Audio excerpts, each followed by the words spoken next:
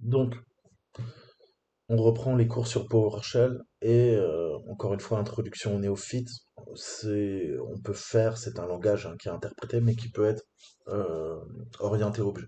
Hein. Donc, les objets sont omniprésents dans PowerShell. Hein. C'est ce qui en fait sa spécificité. En fait, ils sont partout, omniprésents vraiment, et différents, et ils diffèrent, pardon, quelque peu des autres langages de programmation comme Batch, VS Script, Bash, etc., etc., puisque dans PowerShell, tout est objet. Hein. Même si les types de données, ce qu'on appelle les data types, sont des objets, mais ça peut être aussi des entiers, des integers, ça peut être des tableaux, des listes, des arrays, des tuples, etc., etc.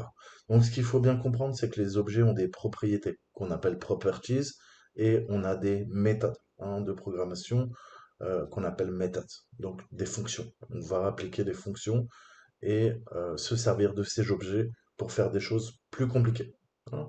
Donc, si tu penses un peu à ta voiture, à ton scooter, ils ont chacun des attributs qui en font leur spécificité. Ce que je veux dire par là, c'est que ta voiture, elle a une couleur, elle a une forme, elle a des spécifications, elle a des portes, elle a des roues, elle a un châssis, elle a un moteur, elle a des freins. Donc ta voiture, en fait, c'est un objet. Hein. C'est un objet et le reste, eh ben, on a également les propriétés qui sont rattachées à la voiture, à notre objet voiture. Porte, roue, châssis, moteur, frein, comme tu l'as compris. D'accord? Ensuite, une voiture, bah, ça peut rouler en avant. Hein. Ça peut faire également une marche arrière. Ça peut tourner à gauche, ça peut tourner à droite, par exemple. Hein. Donc je continue avec les métaphores. Donc ça sera les méthodes de mon objet voiture. J'espère que tu vois un petit peu plus clair. Donc en PowerShell, tout est passé hein, de fil en aiguille, d'objets, propriétés, méthodes, grâce à un pipeline. Hein. Le pipeline, c'est la fonction pipe qu'on a sous Bash, mais elle est beaucoup plus puissante. Hein. Il faut vraiment le voir comme une chaîne d'assemblage. Hein. Dans une usine, je travaille sur ma voiture, on la fabrique en lui donnant des propriétés uniques qui lui permettront d'avoir également des méthodes uniques ou pas à la sortie de mon usine. Hein. J'ai une voiture jaune, j'ai des roues rouges, j'ai un châssis renforcé, j'ai un moteur gonflé et j'ai des freins sport pour travailler. D'accord? Et je vais appliquer mes méthodes dédiées à cet objet, voiture, et je pourrais même l'appeler objet voiture tuning. Hein. Donc je vais pouvoir modifier les attributs, les propriétés. Donc elle va aller en avant, en arrière, à gauche, à droite, et elle possède toutes les caractéristiques, hein, donc ces propriétés que j'ai décidé d'utiliser pour la caractériser, hein, et en faire l'objet qu'elle est. Voiture tuning, ok? Voiture jaune, roue rouge, châssis renforcé, moteur gonflé, frein sport. D'accord? Donc en Bash, sous Linux hein, ou Unix, on peut utiliser des pipes via également des pipelines. Hein, mais on se contente de travailler en fait sur des chaînes de caractères, des strings. Alors qu'en PowerShell, comme vous le verrez plus tard, et comme on va le voir dans cette vidéo, bah, il est bien plus puissant en fait, hein, parce qu'il permet de passer des objets et un strings en PowerShell, c'est à la fois une chaîne de caractères, mais c'est également un objet. Hein. Donc on va pouvoir faire des opérations sur ces objets et les instancier. Hein. On aura une ou plusieurs instanciations et on va pouvoir piper tout ça. Donc on va vulgariser le concept de pipeline et d'objets associés et on va voir comment en ligne de commande on peut commencer à travailler sur nos variables, sur nos objets personnalisés, hein, ce qu'on appelle des PS objects ou des PS custom objects on va voir for each, on va revoir tous les commandlets, revoir comment mettre à jour notre manuel de PowerShell, hein, puisque j'ai téléchargé la dernière version, mais je viens de réinstaller mon ordinateur, donc on va revoir les commandes usuelles et on va revoir les anciennes commandes sous DOS en ligne de commande et celles qu'on utilise via les applets, les commandlets, hein, comme on les appelle dans le jargon Microsoft. On va se créer un répertoire. Ok.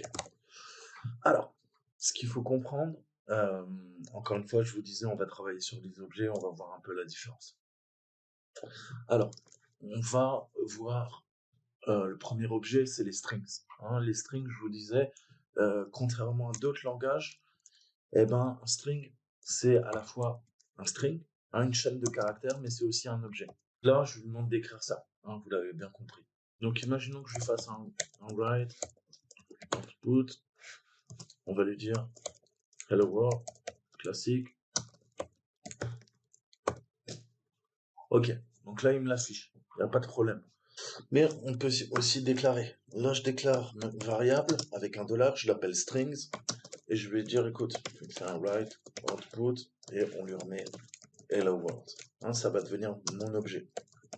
Mon objet, c'est quoi le data type? Eh ben, c'est à la fois une chaîne de caractères, mais c'est un object string aussi. Vous allez voir qu'on peut travailler également comme si c'était un objet. Hein, on va pouvoir passer plein de méthodes. Hein. Les méthodes, techniquement, c'est des fonctions. Hein. On va travailler dessus et on va lui demander tel ou tel bout de code. Hein, puisque on va pas coder en programmation orientée objet, on fait appel à des méthodes. Vous allez voir qu'il y en a plein. On va voir d'ailleurs comment on peut récupérer. Je veux connaître toutes les méthodes que je peux utiliser et les propriétés de mon objet. Donc là, je lui mets hello world. Qu'est-ce qu'il nous répond? Rien. Il a tout stocké cette fois-ci dans la variable. Comment je peux appeler ma variable? Bah, tout simplement comme ça. D'accord? Donc là, je viens de stocker hello world, une chaîne de caractères, dans un objet. Hein, et l'objet s'appelle string. Et pour pouvoir l'appeler comme c'est une variable, je lui mets un dollar. Hein, et on voit bien qu'avec le write output, on a pu écrire dedans. D'accord? Maintenant, si je veux travailler un peu dessus, comment je sais ce que je peux faire? Eh ben, on va faire un get member. Hein. Je veux connaître tous les membres de l'objet. Donc, je lui donne mon objet et je vous ai dit, on va commencer à utiliser des pipelines. Hein, je vous ai dit que on peut piper beaucoup, beaucoup de choses. Et je peux piper le get member qui va me donner tout ce qui concerne notre objet. Hein. Donc on voit, on a une propriété de longueur, length property. Hein. On a une propriété liée aux paramètres. Et ensuite, on a nos méthodes. Nos méthodes, ni plus ni moins, hein, c'est lui demander de faire des choses bien précises. D'accord? Donc on va travailler sur des entiers, sur des booléens, sur des chaînes de caractères. Ça va nous permettre de jouer sur notre string. Hein. On peut le remplacer, on va le mettre en minuscule, le mettre en majuscule. Et il y a deux syntaxes qu'il faut comprendre. Le premier, c'est les propriétés. Les propriétés, vous avez dû voir ça, hein, c'est pas propre à PowerShell. On va appeler la propriété avec un point. Qu'est-ce que j'entends par là? Eh ben, je vais lui dire $string.length. Attention à la casse. Hein. Rappelez-vous, on est en camel case sous PowerShell. Ah, 12. Ok? Pourquoi 12? Bah parce que on lui a demandé de calculer la longueur. Hein, c'est un entier. De faire un get sur la valeur. La valeur, c'est quoi? Bah, c'est mon hello world. Si je compte 1, 2, 3, 4, 5, 6, 7, 8, 9, 10, 11, 12. Parce que le white space compte. Donc, vous voyez que le length property, il n'y a pas de problème. Hein, j'ai juste à concaténer, je lui mets un point et je lui demande la propriété. Là, en l'occurrence, c'est length. D'accord? Et il va me calculer la longueur de la chaîne de caractères. Elle fait 12 caractères. D'accord? Donc jusqu'à là, rien de bien compliqué. Ensuite, vous allez voir qu'on peut passer des paramètres. Hein, des paramètres, on va lui donner des arguments, en fait, hein, à nos méthodes. Les méthodes, ce sont des fonctions, en fait, hein, qui vont faire des choses pour nous. Alors, comment on les appelle? Je vais appeler une méthode, en fait, avec les parenthèses. Hein, c'est ça qui est intéressant. Si je mets toUpper, hein, vous voyez comment on différencie toutes nos méthodes se terminent comme ça. Hein. Donc certaines vont être vides. Hein. On n'a rien à leur passer en argument, en paramètre. D'accord? toUpper, ça peut marcher. Certaines, à l'inverse, il va falloir passer des choses. Ok?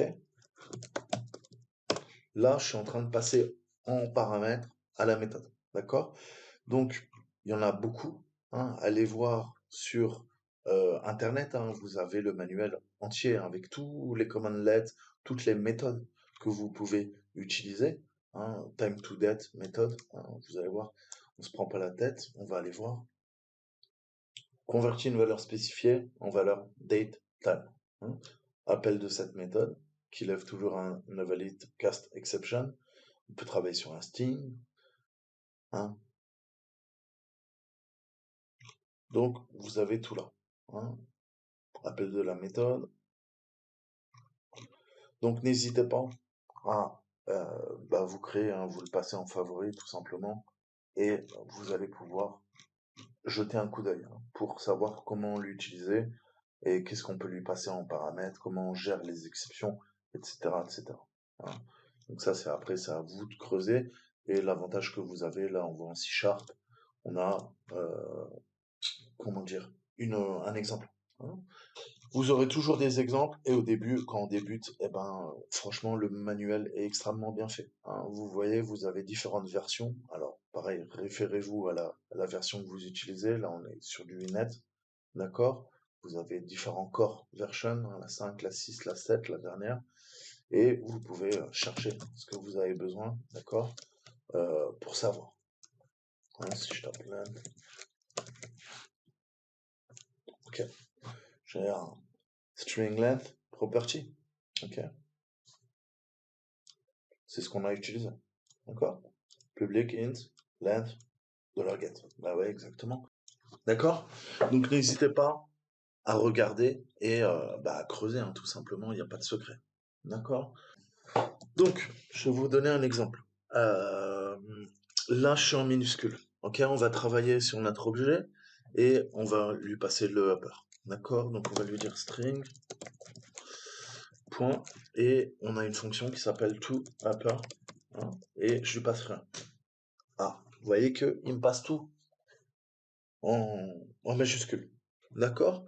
Là, on voit qu'on n'a rien passé. Hein, on n'a rien passé, je lui passe rien en paramètres dans mes parenthèses. Hein, je peux utiliser à l'inverse, quoi. Le toLower, ça repasse en minuscule. D'accord? Vous voyez, donc on appelle notre méthode. La méthode récupère la valeur qui est stockée dans notre variable. C'est une chaîne de caractères, mais c'est également un objet. Et on travaille. Hein, on fait une fonction. Passe-moi tout ça en majuscule, passe-moi tout ça en minuscule. Maintenant, si je veux remplacer, hein, on a un replace. Le replace, il est bien, mais replace tout seul, il attend quelque chose. Hein. Voilà. Hein, il te dit cannot find an overload, donc une surcharge, hein, comme on dit en programmation, pour replace avec l'argument count 0. En gros, il te dit, ouais, ton argument, il est vide. Hein, mais c'est normal, on lui passe rien dans la parenthèse. Il faut qu'on. Lui, il attend deux choses. Il attend ce qu'on veut remplacer et par quoi on veut le remplacer. D'accord? Là, il nous balance une exception. D'accord? Donc, pas de problème. Qu'est-ce qu'on peut faire? On peut lui dire replace et je peux lui dire, écoute, tu vois, tu vas. Alors, que je regarde, pardon. Je vous montre un exemple à dessin. Ouais, ok. Donc, on va faire hello. Donc, je veux remplacer hello par quelque chose. D'accord? Donc, virgule, pardon. Et je veux dire, je pense, goodbye. D'accord? Ça n'a pas marché. Est-ce que vous devinez pourquoi? Pourquoi? Parce que comme en bash, qu'est-ce qui est important? La casse, la casse. Non seulement on bosse en camel case sur nos CMDLet, sur les applets, sur nos méthodes, tout est en camel case, mais en plus, la casse. Pourquoi ça marche pas? Parce que je lui dis hello avec un petit h. Si je lui dis maintenant hello avec un grand H, là ça passe. Goodbye word. Il m'a bien remplacé, hein, la sous-chaîne hello par goodbye. D'accord? Et ça me donne une nouvelle chaîne de caractères. Avant, j'avais une chaîne de caractères qui était hello world, enfin hello virgule white space world. Maintenant, j'ai une chaîne de caractères qui est composée de deux sous-chaînes. Hein, on va dire, allez, je vais résumer, on a goodbye virgule et on a white space world. D'accord? Donc maintenant, ça devient la chaîne de caractères goodbye virgule espace world. D'accord? Donc c'est vraiment important. Au début, on fait souvent l'erreur. Une majuscule peut vous coûter soit l'inaction, hein, de la part de la méthode, elle ne va pas interpréter, mal comprendre ce que vous voulez lui faire faire. Et des fois, ça va vous, vous envoyez une erreur, hein, puisque eh ben, le PowerShell va pas interpréter ce que vous lui dites, ou mal. D'accord? Donc ça, vous voyez comment maintenant on peut travailler là-dessus et travailler sur notre objet, hein. Notre objet, c'est une chaîne de caractères, mais c'est également, il a des propriétés, comme je vous le disais en préambule, et on a des méthodes, hein, qu'on peut lui passer. Donc vous avez beaucoup de choses, hein. Vous pouvez tout double, on va doubler si c'est un entier, passer sur un integer en 16 bits, en 32 bits, en 64 bits, hein, string. Donc tout ça, pareil, ça va permettre de faire des conversions, hein. Travailler sur des booléens, string, substring, découper, hein. Le split, on s'en sert souvent, le replace, le remove, le pad, pad left, pad right, hein, si on doit faire du padding, du rembourrage, euh, l'insert, index, hein, puisqu'on va travailler sur des arrays, on va travailler sur des quarts, des tableaux, hein, ni plus ni moins, des arrays ou des listes. On va travailler grâce à des index, hein. L'index, vous vous rappelez, en fait, qu'est-ce que me permet un tableau, un array, contrairement à une variable quoi? Une variable peut stocker qu'une valeur. La valeur peut changer, hein, sinon c'est une constante, d'accord? Une constante a une valeur fixe. Notre array, hein, l'array, pareil, on va stocker, contrairement à quoi? À la constante, à la variable, on va stocker plusieurs valeurs, hein, plusieurs valeurs, alors qu'une variable n'a qu'une valeur. Une liste, un array peut en avoir plusieurs, hein, et elles peuvent être modifiées. Et à l'inverse, on a le tuple, et dans notre tuple, hein, on aura des valeurs. Chaque élément du tuple va être associé à une position, hein, au niveau de notre index. Pensez que le tableau, comme le tuple en fait, hein, possède l'index 0 et le dernier élément, ça sera l'index n-1. Ça va lister, hein, et cette liste, bah, elle contiendra n éléments. Tout va dépendre comment vous définissez votre array et votre tuple. D'accord? Donc ça, on s'en sert souvent, hein. On va travailler sur plein d'opérations et vous voyez que on va pas tout coder de A à Z. Le but, c'est de travailler sur nos méthodes. Nos méthodes nous font gagner du temps. Nos méthodes sont ni plus ni moins que quoi? Des bouts de code qui ont été pré-codés, ok? Et qui vont faire des fonctions, qui vont faire enfin, nous, on fait appel à nos méthodes pour faire des opérations sur nos objets, hein, ce que je vous disais en préambule. D'accord? Donc voilà, on verra plus tard, mais nos listes, nos arrays, nos tuples, structure de données séquentielles, hein, ça va permettre la répétition, les variables, hein, puisque on va déclarer nos variables et on travaille sur des objets, hein. C'est pour ça qu'on parle de programmation orientée objet, hein, PowerShell, et on peut travailler en programmation orientée objet. Donc là, on travaille sur nos objets et un objet très simple, hein. Donc retenez bien ça, hein, quand vous êtes sur une propriété, une property, ça sera le point avec généralement ta propriété, hein. Donc du coup, en camel case, hein, si ça devient ça, bah, du coup, ça devient une méthode, hein, comme on dit en anglais, méthode. Donc méthode en anglais, méthode pour nous, et sinon, bah, on lui passe des arguments, on lui passe des paramètres, hein. Ça sera mon argument, argument 1, des fois argument 2, etc., etc. Hein. Tout ça, c'est passé en paramètres. Pourquoi? Eh ben, au niveau de ma méthode, tout ce qui est là-dedans, hein, c'est passé en paramètres, ça devient un argument. Je lui demande un ou plusieurs arguments. En tout cas, ça attend quelque chose. Ou pas. Ça va dépendre, hein. C'est ce qu'on a vu. Par exemple, la méthode toUpper, toLower n'attend rien. Par contre, le replace, hein, il va dire problème de surcharge, hein. Problème au niveau du replace, écoute là, count 0. Hein. Lui, il veut 0 et il veut 1. Hein. Il veut hello, 0 et il veut 1. Goodbye. D'accord? Sinon, il n'est pas content, hein. Et vous voyez que si on lui donne ce qu'il veut, eh ben, on arrive parfaitement à jouer là-dessus. Pour nous, ensuite, hein, ça retirera pas naturellement les variables d'environnement système, ça sera juste dans notre session, mais je peux utiliser remove, alias nom, variable, hein, et je lui dis, écoute, ça y est, j'ai plus besoin au revoir string. Donc là, vous voyez que il me dit cannot find une variable, donc impossible de trouver une variable avec le nom hello world. Ok? String. Ah, dollar string. D'accord? Donc quand vous effacez la variable, hein, vous utilisez le remove variable et il faut pas mettre le dollar. D'accord? Ma variable s'appelle string. Je lui dis, écoute, remove variable string. Et là, je vois que je peux plus l'appeler. Ça y est, elle a disparu. Hein, on l'a effacée de la mémoire de l'ordinateur. Maintenant, comme je vous disais, là, on a travaillé sur des objets hein, qui étaient déjà définis au sein de PowerShell. Hein. Je travaillais sur quoi? Je travaillais sur strings. Strings, je ne l'ai pas construit. Hein. C'est un type name et c'est un système string. Hein. Il existe, il est déjà, ça fait partie de plein d'objets qui sont déjà présents au sein de PowerShell. Maintenant, comme tout, en fait, pour créer un objet, hein, j'ai besoin de ses propriétés. Si je veux créer l'objet chaise, hein, si je veux l'instancier, une chaise, j'ai quoi? J'ai besoin d'un dossier, j'ai besoin d'une assise, hein, j'ai besoin des pieds de la chaise. Avec ces éléments, je peux créer un objet chaise. D'accord?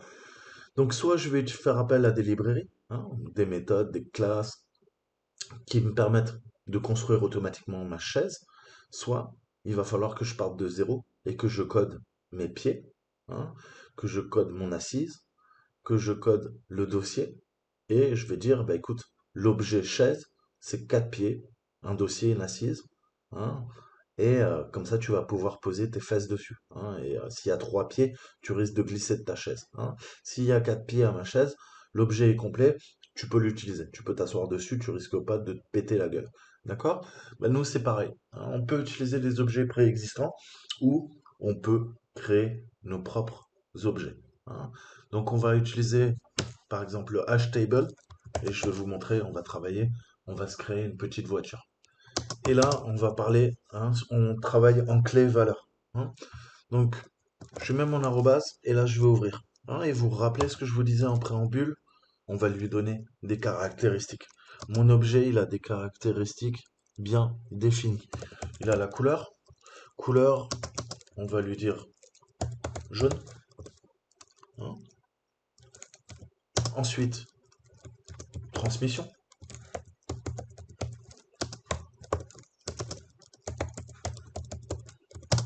manuel. D'accord? Moi, j'aime pas les boîtes auto. Et euh, qu'est-ce qu'on peut lui mettre?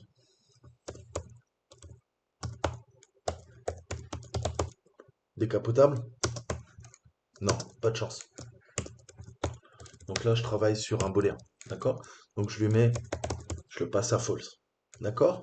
Donc on voit on a trois clés. Color, la couleur, la transmission, décapotable. OK?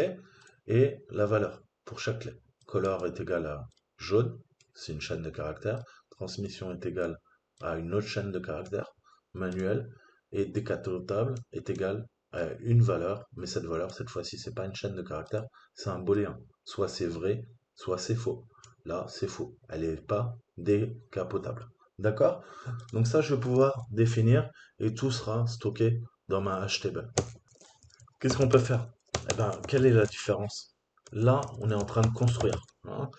Tout à l'heure, on travaillait, on a fait notre $string et vous vous rappelez, hein, le getMember, vous allez l'utiliser tout le temps. Ah, et là, c'est intéressant. Il nous dit, écoute, Coco, tu vois ton type name maintenant, c'est un system collection hashtable. Hein. Donc, c'est une connexion au niveau de ton hashtable. Maintenant, voilà les méthodes associées et on voit qu'elles diffèrent. Hein. Ce ne sont plus les mêmes propriétés. On n'avait qu'une propriété pour le strings.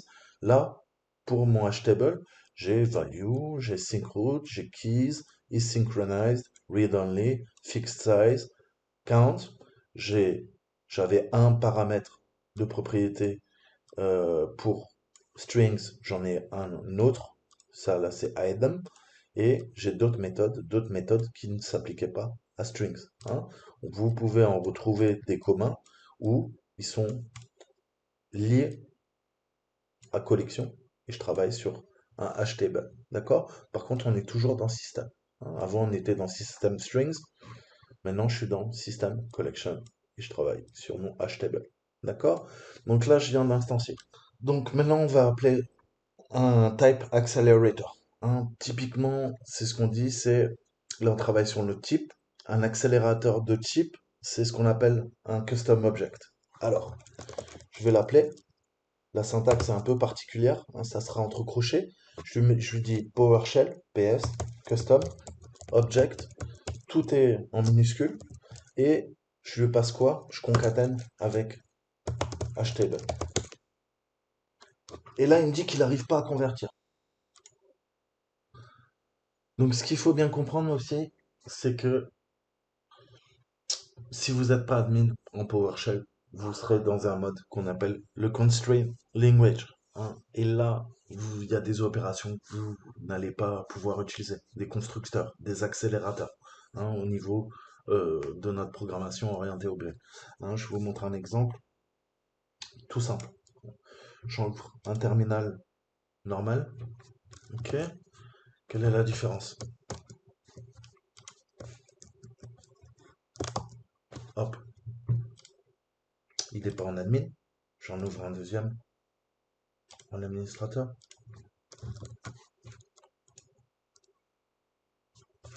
Je le réduis. On va les mettre côte à côte. D'accord? Quelle est la différence? Vous allez me dire. Bah, c'est tout simplement au niveau du constraint. Donc, quelle est la différence? Je peux lui dire E et on va faire un execution context. Hein. Execution context, contexte d'exécution. Ensuite, je veux l'état de la session. Hein, puisqu'on travaille, nous, ça c'est une session, ça c'est une autre session. D'accord? Ce qu'il faut comprendre. Et là, je lui mets le language mode. Hein, je lui dis mode de langage, donne-moi le résultat. Ah, là, tu vois que tu es en constraint language. Hein.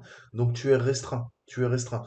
Donc, c'est une sécurité, entre guillemets, puisque il y a des appels beaucoup plus restreints qui pourront être faits. Hein. Techniquement, c'est pour sécuriser un tant soit peu, puisque vous savez qu'on peut militariser le PowerShell. À l'inverse, si je reprends, là, vous voyez qu'on est en full language. D'accord? Donc, ça va poser problème. Qu'est-ce que j'entends par là? On va se créer une voiture.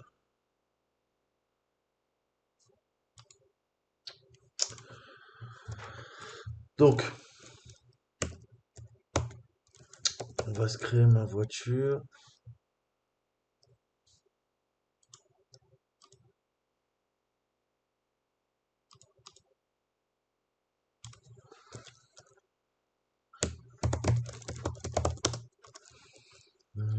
Alors, qu'est-ce qu'on a dit? Qu'est-ce qu'on lui passe? Alors, on va lui passer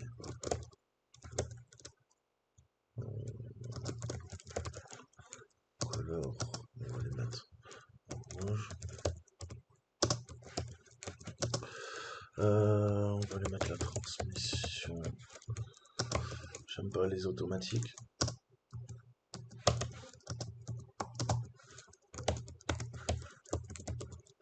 Donc transmission automatique et décapotable. Là, on va travailler sur un booléen. Hein. Donc clé valeur, hein. C'est un pairage hein, encore. Hein. Key value, key value. Première clé, couleur. Couleur en anglais, rouge. Transmission, valeur manuelle. Décapotable, valeur, ce n'est pas un string. Contrairement à rouge et manuel, ce n'est pas une chaîne de caractères, c'est un booléen. D'accord? Je referme. Pardon.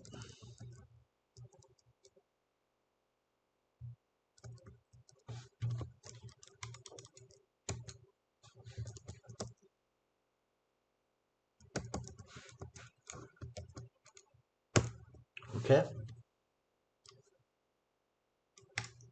Donc, vous allez comprendre la différence. Pourquoi je vous montre ça? Ok. Donc là, j'ai défini deux variables, j'ai deux sessions différentes. Hein. Je fais mon appel. Qu'est-ce qu'il me dit? Il me dit, écoute, regarde, ta name, ta value. Hein. La clé décapotable, elle est sur false. Transmission est sur manuel. Color est sur rouge. D'accord? On a exactement la même chose. D'accord? Jusque-là, Tout va bien. Sauf qu'on voit que c'est pas ordonné pareil. Hein, là, on a quoi? On a transmission manuelle, color rouge, mais ça récupère. Hein. Mais déjà, on voit que c'est marrant, en full language, c'est pas le même truc. Travaillons maintenant sur notre accélérateur. Hein, l'accélérateur, vous avez différents types d'accélérateurs, mais là, on va lui demander de créer notre voiture comme nous, on le souhaite. Hein. Donc, si on regarde euh, le GM, ah, quelle est la différence entre ça et ça? Je vous en ai déjà parlé. Aucune. Ok? On vient d'utiliser un alias. Hein. L'alias de getMember, c'est quoi? C'est GM. Ok? Donc, plutôt que m'emmerder à faire getMember, je peux lui dire GM. GM, il va comprendre. GetMember. Hein. Donc, pensez à apprendre les alias. C'est beaucoup plus rapide que vous emmerder avec les CMDlets ou les applets. D'accord? Les applets. Euh, donc, si je reviens là-dessus, on va définir notre voiture. On l'a déclaré, maintenant on va se servir d'un accélérateur. L'accélérateur, alors on a le custom object, hein, on a le PS custom, on a PSO et PSO custom object. Euh, donc qu'est-ce que je peux lui faire? Donc si je fais un PowerShell custom object, j'ai oublié, voilà. Là vous voyez qu'il vous dit, écoute, cannot convert value to type, system management. Hein, only core types are support in this language. Pourquoi? Bah parce que je suis en constraint. Je suis pas en full language. Donc ça passera pas. Ça passera pas. La preuve en est quoi? Qu'est-ce que je pourrais faire? On a défini ça. Ok? Qu'est-ce que je peux lui dire? Python.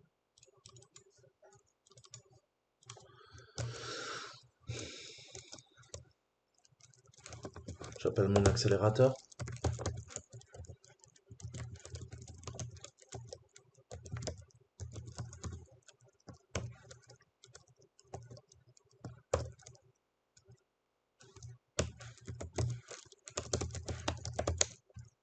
Ah, vous voyez qu'en full language, vous avez plus l'erreur. D'accord? Donc tu as bien compris que quand tu commences à travailler en PowerShell, tu seras toujours en administrateur. Hein. Tu le sais avec le nouveau terminal parce qu'il y a le bouclier hein, qui te dit, écoute, cette fenêtre de terminal s'exécute en administrateur et puis c'est écrit là. Pareil pour les anciennes versions, vous n'avez pas le bouclier, mais vous avez l'administrateur. Hein. Et puis, je vous l'ai déjà expliqué, mais on revient dessus. Je vous conseille de prendre la preview. Pourquoi? Parce que par défaut, même avec Windows 11, on est dans le terminal en V12. On a la V12. Vous voyez, alors, elle est où la V12, V12? Mais oui, faites-moi confiance. Nous, c'est la preview. Ok? La preview, comment je sais ça? Comment je sais ça? Tiens, je vais te montrer là-dedans. Paramètres. Voilà. Tu vois que par défaut, hein, tu seras en 1.12, 10, 733. Au niveau de la build, hein, du terminal Windows, je te conseille de prendre la preview, hein, qui est en 1.13. Hein. Donc on a une montée de version et bah, c'est un petit peu plus fonctionnel. Tu peux ajouter de la transparence. Je t'avais montré très simplement comment configurer et personnaliser ton terminal. Donc je vous conseille vraiment d'installer ça. Ça fait 50 MO. Vous récupérez le Windows Terminal Preview, hein, qui est beaucoup plus sexy. Vous allez pouvoir personnaliser de fond en comble. Ok? Donc, allez voir, hein, il y a plein de tutos pour avoir un terminal un peu sexy. Moi, c'est pas ce qui m'intéresse là, c'est surtout que bah, je le préfère. Il y a le mode de transparence, on peut bidouiller pas mal de trucs. Hein. Vous pouvez le personnaliser. Hein. Donc, vous voyez que c'est indépendant de la version de build du PowerShell. Moi, là, en PowerShell, la dernière version, on est en 7.2.2, je crois. Donc voilà, ça c'est un truc à faire et pensez que bah oui, il faut toujours travailler en mode anime. Donc là, on voit qu'avec cet accélérateur, qu'est-ce qu'on a? Eh ben, plutôt que nous afficher quoi? Name, value, il reprend, mais ça a une autre présentation. Hein, ça a une autre présentation. Il prend transmission, il nous met juste en dessous manuel, color rouge, décapotable, false. Là, qu'est-ce qu'on vient? On vient de demander, vous vous rappelez? Je vous ai dit quoi en préambule? On travaille sur un objet. Cet objet a des caractéristiques.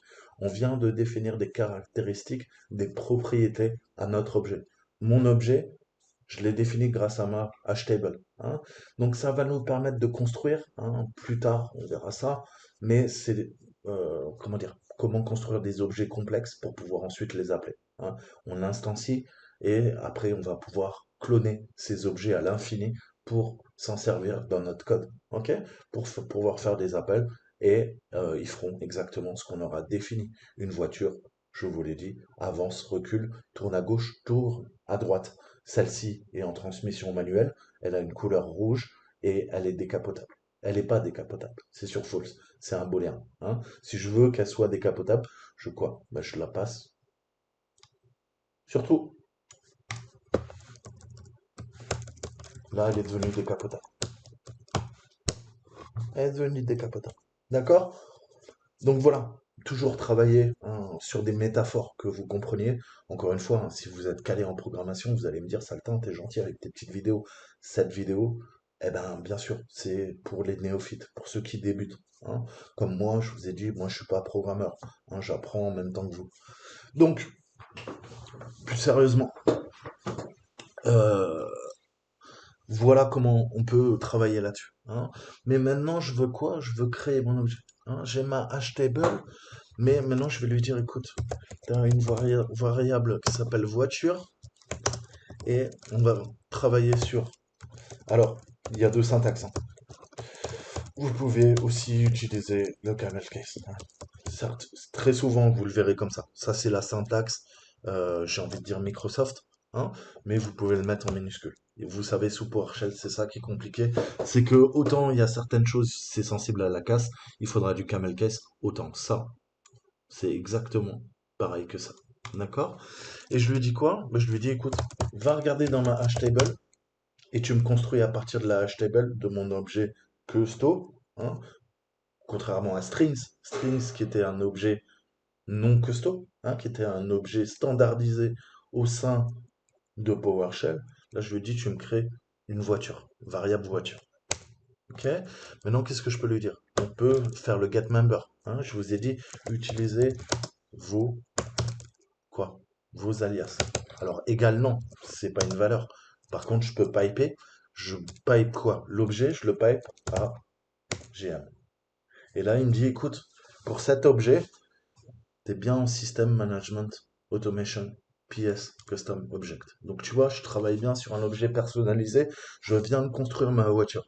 Et il me dit, écoute, pour ton objet voiture, hein, voilà ce que tu peux faire. Voilà les méthodes associées, hein, et rappelle-toi que tu lui as défini trois propriétés, et en effet, en note property, hein, donc note de propriété, on a quoi? On a deux strings, transmission manuelle, transmission manuelle, un autre string couleur rouge, ok, et un booléen, bol, décapotable, true. D'accord? Donc on retrouve quoi? Key value, hein, le pairage. Couleur, valeur, rouge. Rouge, quoi? Rouge, string, chaîne de caractères. Couleur, ou égale rouge. Transmission, transmission, clé, transmission, ouais, ouais, ouais. Également un string, ok? Transmission est égale à manuel. Manuel, chaîne de caractères. D'accord? Clé, transmission. Valeur, manuel, chaîne de caractères. Décapotable? Décapotable? Ouais. Booléen, booléen. Vrai, faux. Là, tu l'as passé sur true. Ok? Et tu l'as bien compris que si je te dis, hop, je le repasse sur false.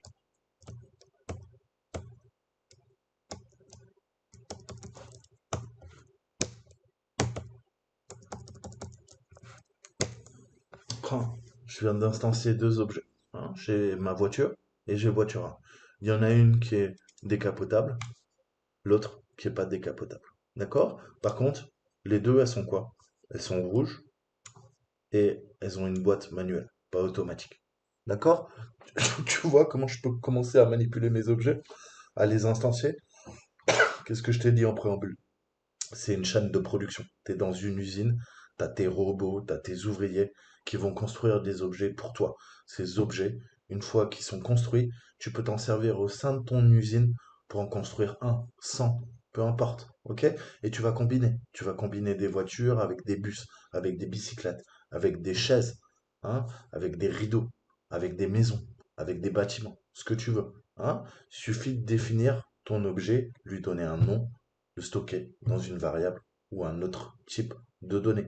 Tu peux utiliser des objets déjà instanciés et qui ont été créés automatiquement au sein du langage de programmation PowerShell. Tu peux également toi-même créer de toutes pièces des objets. C'est ce qu'on appelle des custom objects. D'accord?